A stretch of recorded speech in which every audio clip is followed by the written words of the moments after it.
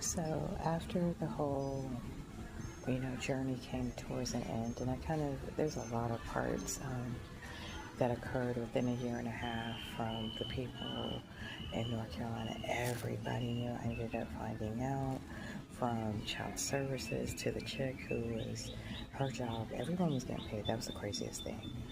Her job was to make me look like a drug addict. A prostitute, like all this shit. Like, this shit was crazy. And even it's so much, but I just want to say that to kind of fast forward of how it made me stronger was the fear of my kids not having a mom and how I was falling apart and becoming like this piece of shit. I'm sorry, it is what it is. Like, I look on a different perspective of I was weak.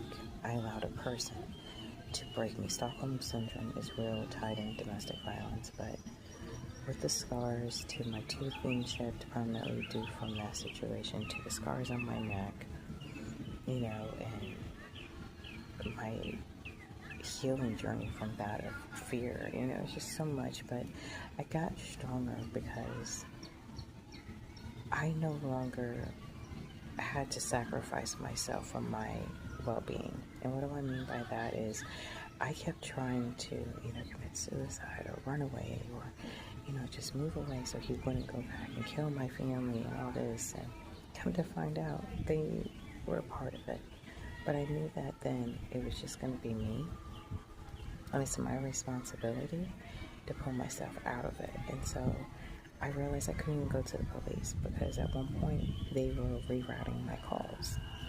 God, I pray that I get the chance to actually tell the full story. But yeah, my police calls were rerouted and he still showed up, and that does kind of go into my spiritual journey because I pray to God and say, God, I know this is not my life. I know I met some people along the way in this that are going through it, and I told them what to do, but now I need to feed me and get me out of this. And you understand me?